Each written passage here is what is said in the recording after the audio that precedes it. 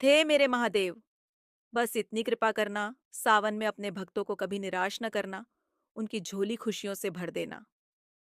Like जरूर करें।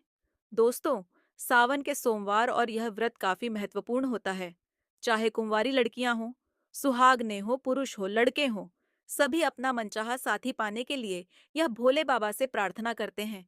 जो आध्यात्मिक अवसर खोजते हैं उनके लिए सर्वश्रेष्ठ मौका है। और सभी जो सुहागने होती है, वह अपने पति की दीर्घ आयु के लिए कामना करती है। और सावन में शिव जी की कृपा हो जाए तो मनुष्य का भाग्य बदल जाता है, उसका कल्याण होना निश्चित होता है।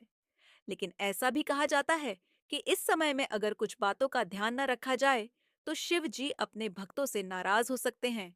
सावन का महीना है और 22 जुलाई से सावन शुरू हो रहे हैं और इसका समापन 19 अगस्त को होगा। भगवान शिव का सबसे प्रिय महीना है आषाढ़ पूर्णिमा के बाद से प्रारंभ हो जाएगा और यह पूरा का पूरा महापर्व भगवान शिव और दिव्य स्त्री ऊर्जा माँ पार्वती को समर्पित है। वैसे तो सावन का पूरा महीना ही बहुत खास होता है भगवान शिव की पूजा के लिए, लेकिन सावन का जो सोमवार होता है, इसमें भगवान भोलेनाथ की कृपा पाने के लिए यह बहुत विशेष माना जाता है।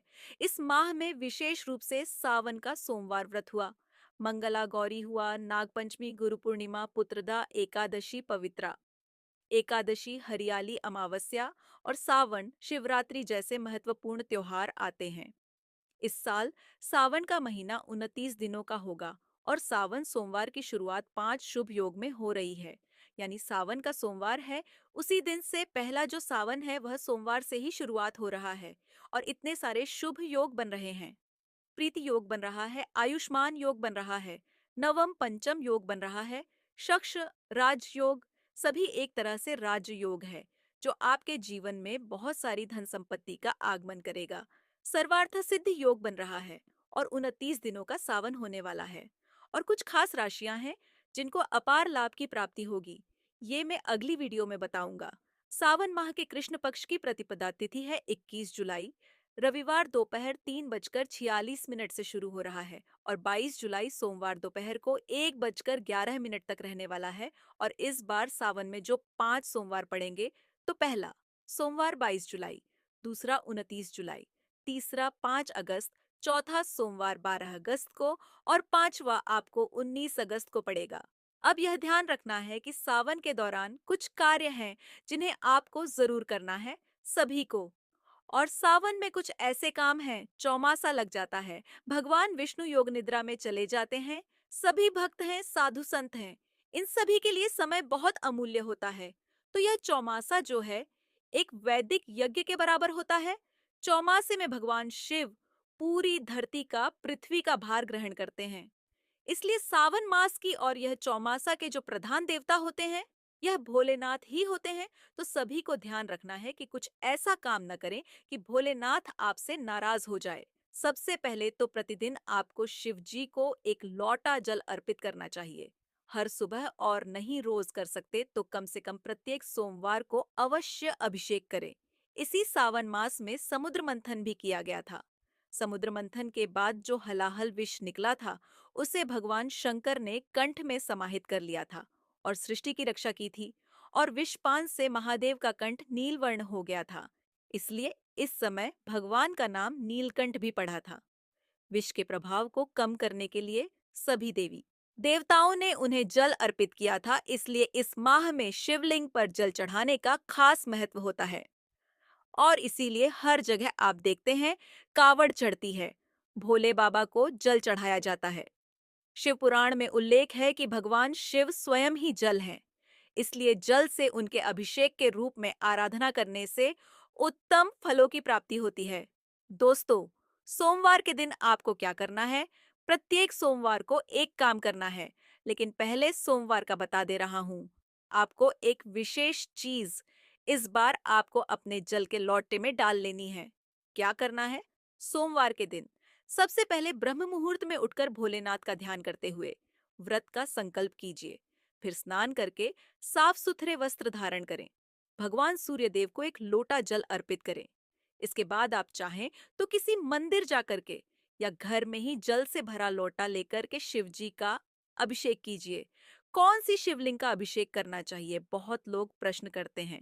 तो आपको या तो अगर आपके अंदर बहुत सारा आपको पावर चाहिए, पैसा चाहिए, अट्रैक्शन चाहिए, तो आपको सबसे अच्छा है पारद शिवलिंग इस्तेमाल करना चाहिए।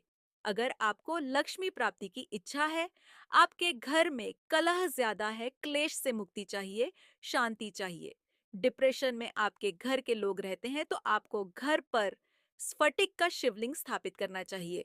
और अगर आप चाहते हैं कि नॉर्मल सब कुछ एक आम इंसान के लिए नर्मदेश्वर शिवलिंग सर्वश्रेष्ठ होती है, वो भी स्थापित कर सकते हैं।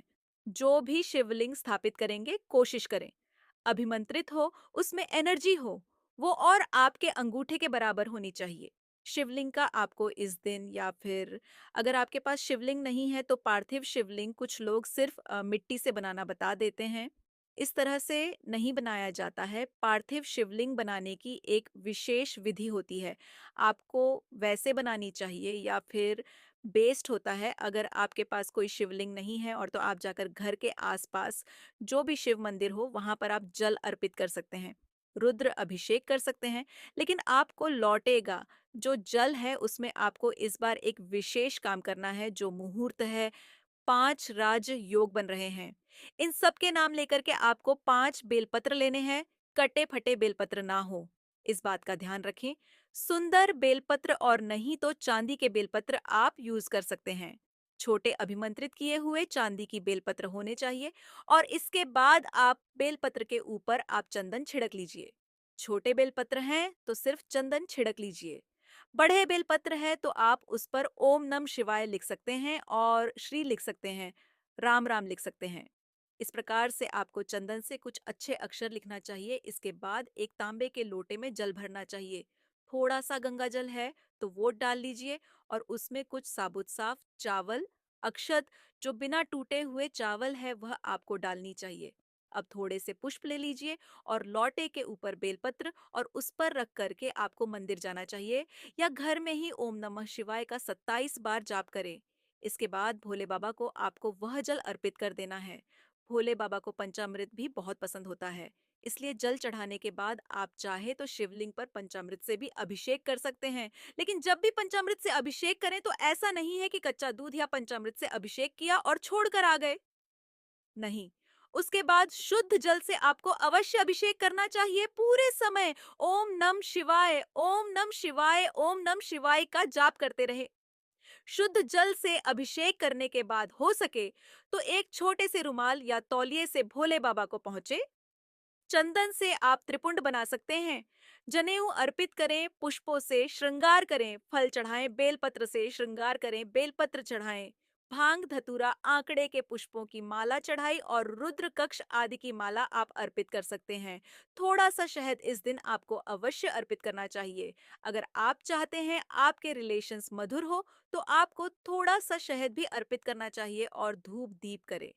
फिर वहीं बैठ कर के आप चाहें तो शिवलिंग तक का पाठ करिए, पंचाक्षर स्तोत्र का पाठ करिए, शिव तांडव स्तोत्र का पाठ कर सकते हैं, शिव जी की चालीसा पढ़ सकते हैं और आप चाहें तो किसी पंडित जी के द्वारा रुद्र राष्ट्र का पाठ भी कर सकते हैं। फिर रुद्राक्ष की अगर आपके पास अभिमंत्रित माला है, संस्कारित माला है, तो आपको इसे 108 बार महामृत्युंजय मंत्र का जाप करना चाहिए। ओम ट्रम्प कम यजामहे सुगंधि पुष्टिवर्धन, हम उबारों में बंधना मृत्यु से मां अमृता। इस प्रकार से जाप कीजिए। इस दिन महामृत्युंजय मंत्र का जाप करना सर्वश्रेष्ठ माना गया है। और अगर मंदिर में पूजा कर रहे हैं आप तो घर में आकर के आपको भगवान शिव की प्रतिमा हो, कोई फोटो हो या घर के ईशान कोण में एक दीपक ओम नमः शिवाय बोलते हुए जरूर जलाना चाहिए। और अगर फोटो आदि मूर्ति आदि है तो उन्हें तिलक लगाकर पूजा अवश्य करें। थोड़ा सा भोग अर्पित करें। अंत में अगर आप चाहें तो श्रावण माह के सोमवार के व्रत की कथा भी सुन सकते हैं और श्रद्धापूर्वक भगवान शिव की आरती करें। शीश ढंग अर्थ अंक पार्वती सदा विराजित, कैलाशी नंदी बंगी निरत करता है गुण भक्त शिव के दासी। इस प्रकार से आरती करें भोले बाबा की, उनसे आशीष मांगे, प्रसाद वितरण करें, क्षमा प्रार्थना करें कि जाने जाने कोई भूल चूक हुई है तो प्रभु आप मुझे क्षमा करें। दोस्तों, आशीर्वाद मांगे अपने लिए, अपने परिवार के लिए, अपने रिश्तों के लिए, और यह बहुत शुभ माना जाता है। हो सके तो इस दिन व्रत रखना चाहिए। वृद्ध कैसे रखा जाता है? शिव जी का व्रत 3 प्रहर का रखा जाता है और संयम रखना चाहिए। हर प्रकार का संयम रखें। आत्मचिंतन का समय होता है, ध्यान का समय होता है, तो ध्यान का अभ्यास करें। इस पवित्र अवधि जो सावन का महीना है, यह पवित्र अवधि अपने आत्मनिरीक्षण, आप जीवन में क्या कर रहे हैं, क्या करना चाहते हैं, अपने आध्यात्मिक विकास की ओर आपका ध्यान देना चाहिए। मासा होता है सावन में, तो दैवीय मार्गदर्शन लेना चाहिए। अपने गुरु, अपने ज्योतिष जो भी है, उनके संग उनका संग करें। याद रखें, सावन आध्यात्मिक कायाकल्प का अवसर है।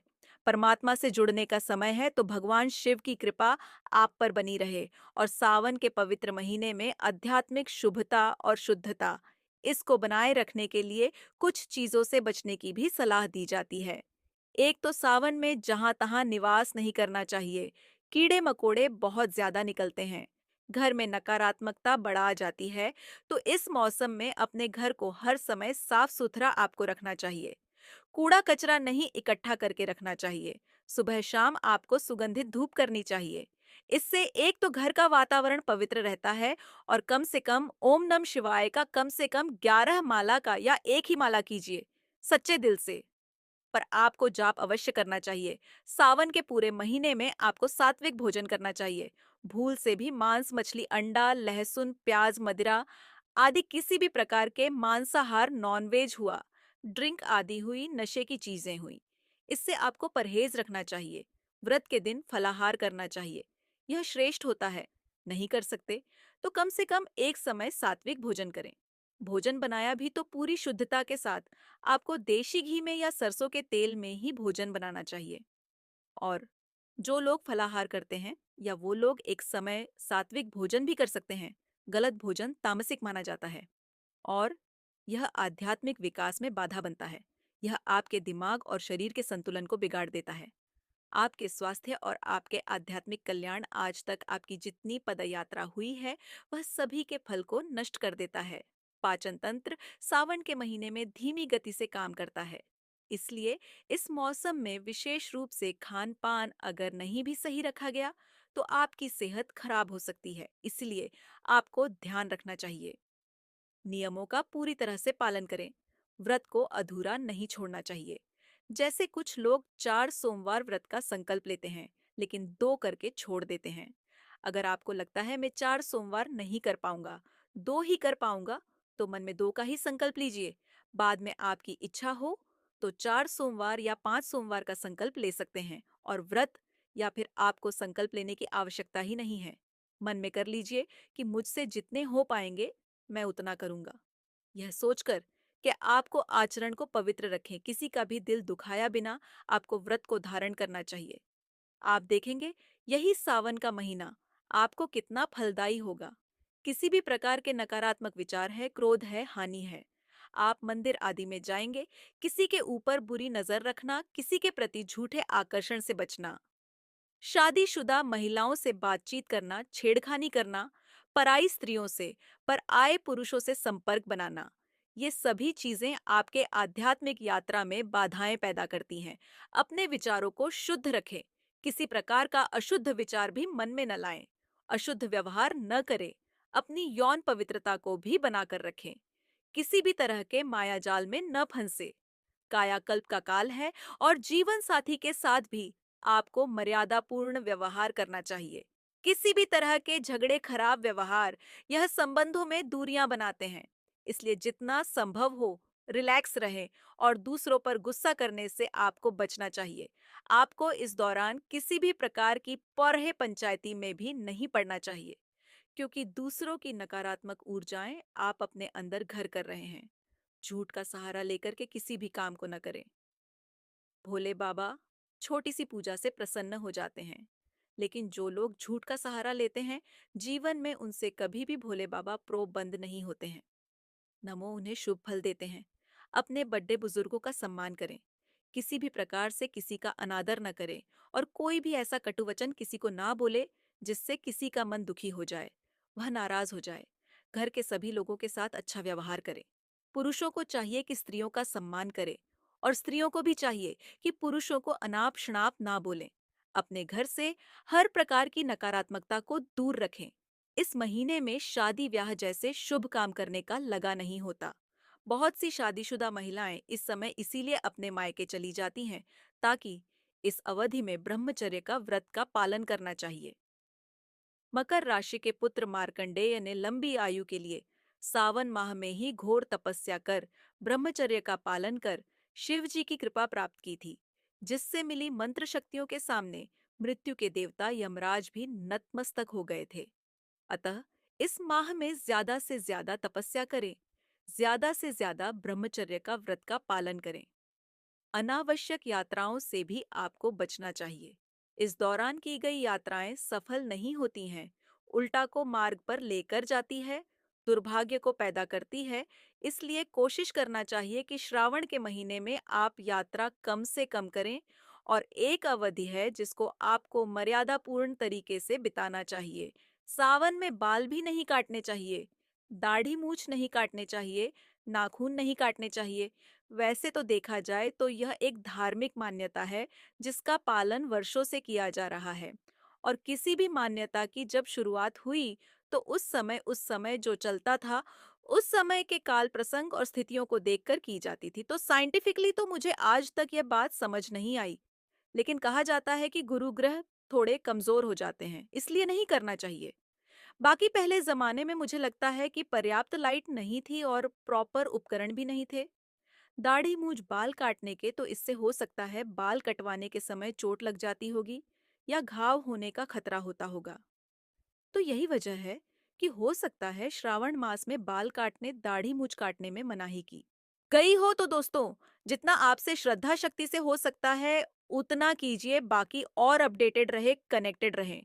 बेसिक इन्फॉर्मेशन है कि श्रावण माह कब से शुरू हो रहा है, कौन से शुभ योग बन रहे हैं, कौन कौन सी सोमवारी आने वाली है और पहले सोमवार को आपको क्या करना है। तो सोमवार से ही सावन लग रहा है, पहले सोमवार को जलकर लौटे में जरूर डालें। आप एक चीज मैंने बताइए, वह है 5 बेलपत्र नाम लिख करके, और साथ में थोड़ा चंदन और एक बूंद शहद आपको जल के लौटे में डालना है। फिर देखना कैसे आपके दिन बदलेंगे।